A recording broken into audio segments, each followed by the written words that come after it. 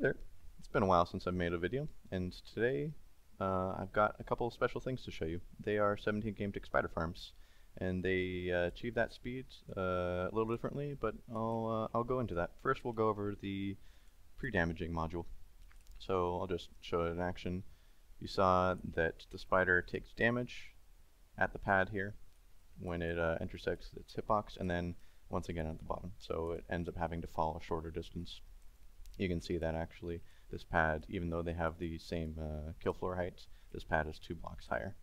And the pre-damaging concept was first developed by Jonas, and it was developed for 16, but was thought to be impossible in 15 and below just because it didn't work.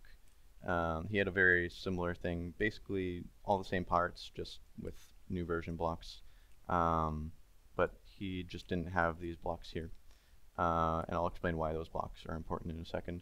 But this just works in 16, but obviously it doesn't in 12, and it doesn't even in 15 and below. And the reason for this is because of this. In 16 and above, when a block intersects the spider's hitbox like this, it'll take damage. But that's not the case in 15 and below. A block has to actually intersect with the corner of the spider's hitbox for it to actually take damage. So it can't even it can't be in the plus shape either. It actually needs to be in the corner. That's why I have these blocks in this specific configuration. So the reason why I have to have these 4 blocks is because if a spider is here, let's just say, if this block isn't here, this block won't actually damage the spider, so that's a no-no. So I need that, so I need both of them, and same for over there, but the spawn spaces here and here are just fine.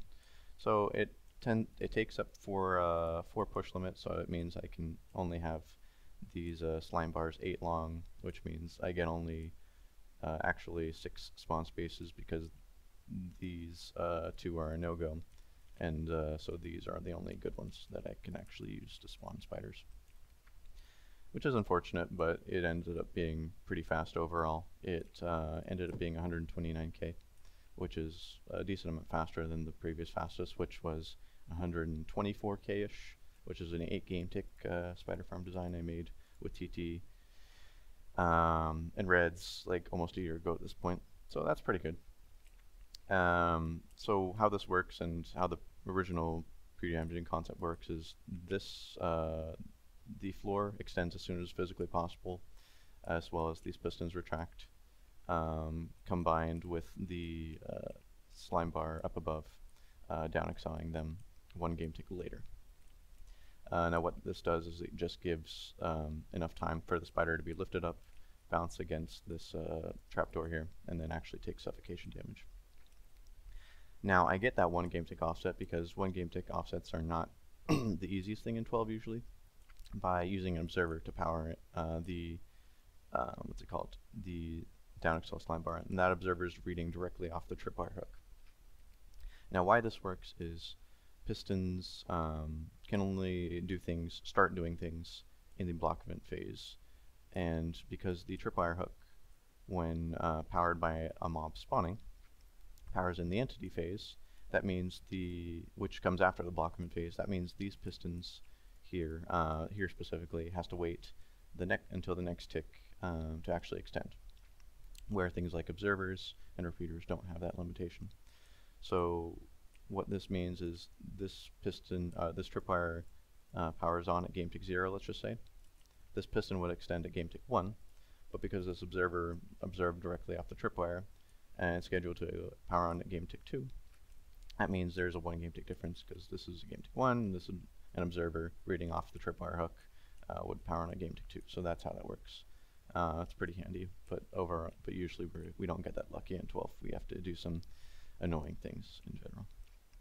Now that's pretty damaging, pretty much gone over. Just the wiring on top is just to retract the pistons. Now let's get on to this concept, which I like a lot more, although it's not really quite as good in practice. So how this achieves 17 game tick is that it down excels the spider as soon as possible. What that means is this floor retracts as soon as physically possible, and this extends as soon as physically possible. And also the down extend mechanism is as close to the spider as possible. So that just gives us the 17 game tick lifetime.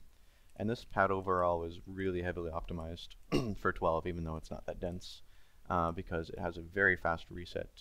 Well, that's just good in general, but what makes it optimized is these unextended pistons here. So there's a special property about unextended pistons, at least in 12. I don't really know about future versions. I haven't looked into it, where spiders can still spawn under them, yet also, because it's a very annoying thing, where jockeys can actually spawn. Spiders that are not riding, not spiders, skeletons not riding spiders can spawn, and so they'll just sit here, usually. If this piston was extended, that skeleton wouldn't take damage, sorry. And so it would just take up mob cap and have to despawn eventually. That's why I also have magma blocks here. Sorry, my throat is going. And that's just because sometimes when a skeleton spawns here, it'll wander over to here and die much quicker than it normally would. Yeah, so even though it lets one light level over to here, the extra mob cap gained from having those skeletons removed ended up being faster. And it has to be a non-spawnable block, because even if I use the button trick, skeletons can still spawn. Like, it's because the spider spawns, the spider jockey spawns. I don't know why, but it just spawns. That's why I also have to have this leaf here, because even though there's a button here which should, in theory, prevent spawning, like I can show you, carpet says nothing can spawn, but jockey, skeleton jockeys will still spawn here. But to avoid that, I just block the spider altogether, just with this leaf intersecting with its fat hitbox. So that's actually fully gone over with now. So I like this concept a lot more. It's really hard to get enough spawn spaces, because for this entire module it only has 2 spawn spaces, which is unfortunate. I actually got this tiled up to like 14%, but it just wasn't enough. It only got to like 85 or 90k, I don't even remember, but well, or no, actually it was more like 70k. Oh well, but it's not dead completely because this monstrosity exists. Let's get a glass block actually. So in theory, what this would do is a spider spawns, and it can spawn on any of these because spiders can spawn under pistons, and it would intersect with this string, and as you just saw, it updated this piston, causing it to extend. Now, in theory, what this would do, you would have some sort of slime structure that activates all of these pistons here to 0 tick. Yeah, that would already be extended. As well as in the same game tick, extend these sticky pistons down with the slime. Now that would create a 17 game tick spider farm, and it would actually be able to be tiled very densely, because the next pads could be right over here.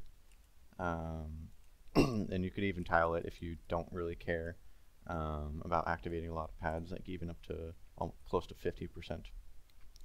So in theory, this would be just the best for 12, but in practice, it's just terrible to work with, and it'll be very laggy. I can say that right now. So if anybody wants to wire it, feel free to do so. I just felt annoyed by this, so I just stopped. But it's a cool little thing in theory. Overall, this is definitely the pre-damaging concept, especially in 16 plus, since you don't need these blocks here, is probably the way to go. You can get pretty much, like, you're not going to get 50% density with that. Like, it's going to be denser no matter what.